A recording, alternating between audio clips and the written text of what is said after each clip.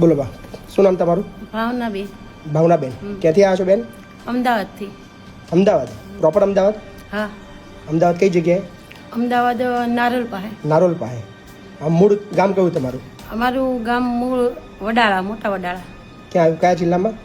આપણે કાલાવડ પાસે આવ્યું છે. કાલાવાડ પાસે, રાજકોટ બાજુ. હમ. બરાબર. ક્યાં ગયા તમારા ઘરના બધા? બધા છે નહીં, મારા ઘરવાળા બાબુ બે ઓફ થઈ ગયા છે. ઘરવાળા અને બાબુ બે ઓફ થઈ ગયા? બે ઓફ થઈ ગયા, કોઈ છે નહીં. એટલે કેમના ઓફ થઈ ગયા બે? એક્સિડન્ટમાં વહી ગયા. એક્સિડન્ટ થયું હતું બેવનું? હા, શેમ એક્સિડન્ટ થયું હતું? ફોર વ્હીલ વાયરે ચોટીલા હાલીને જતા હતા ને એમાં. તમારા છોકરોને ઘરવાળા બેવું ચાલીને જતા હતા ચોટીલા, હા. તો રસ્તામાં કોઈ ગાડીવાળાએ ઠોકી દીધું? ના, છોકરાએ તો મારી મમ્મીને ઘરે ગયા અપાવ ખાઈ લીધો છે. એને પપ્પા બીમાર એક્સિડન્ટમાં વહી ગયા છે. અચ્છા, એના તમારા હસબન્ડ છે એ એક્સિડન્ટમાં હા, મરી ગયા. એ અને કોમાં છોકરાએ શું વહી કર્યું? એની ગા ફામ ભાઈની ઘરે ખાઈ લીધો. ગળે ફાંસો ખાઈ લીધો? ના, એને ભાઈ મારા ભાઈની ઘરે. એટલે એના મામાને ઘરે. શું થયું હતું એને? કાંઈ ખબર નહીં, ધંધો ત્યાં કરતો તો પછી કાંઈ ખબર નહીં શું થયું.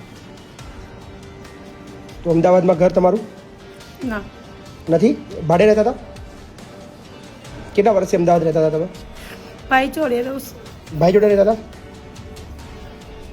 પહેલાં તમે બધા સાથે રહેતા હતા? તો એ અલગ રહેતા હતા રાજકોટ, પણ બાબુ આવું થઈ ગયું ને બેનું, એટલે ભાઈ જોડે લઈ ગયો મને. બરાબર. હવે ભાઈ એમ 6 વર્ષ આચી, હવે ભાઈ કે મારે પૂરું નહીં થતું હોય કે, એટલે હું પછી મેં હું તો જતી રહું. બેબી એક છે તે એને ફેમિલી છે 10 જણા સાથે, તો એમાં હું રહી ન ના શકું. ફાવે, ના ફાવે. બેબીને ત્યાં ના ફાવે, વાત સાચી છે. તો કોને આપ્યું એડ્રેસ એનું બેન? એડ્રેસ અમે ભજન ધૂનમાં મંડળમાં જતા ને તે બેને મને, અમે મંડળ ભજન કરતા હતા ને તેમને મને બતાવ્યું અમે પછી કે ત્યાં જતા તમે હેરાન થાવ છો તો આ લવાલ ગામ છે ત્યાં તમે જાઓ ને. એટલે બેબીની બધા મને તપાસ કરવા આવ્યા, પેલા જોઈ ગયા ને જેને પછી એ મને મૂકી બરાબર. ગયા. અને ફાઈ ગયું ને તમને હા, કમ્પ્લીટ? હવે રડશો નહીં, બરાબર? હવે નહીં રડવા, છેલ્લી વાર રડવાનું. હા, હવે નહીં રડવાનું. સો આવા જેટલા પણ લોકો છે ગુજરાતની અંદર એકલા, એમને અપીલ કરીએ છીએ કે ચિંતા ના કરશો. તમારા બધાનું ઘર એટલે કે ધરતીનો છેડો વૃદ્ધાશ્રમ આપણી પાસે છે. ગુજરાતના ખેડા જિલ્લાના વસો તાલુકાના લવાલ મુકામે, જ્યાં દરેકને આશરો મળશે.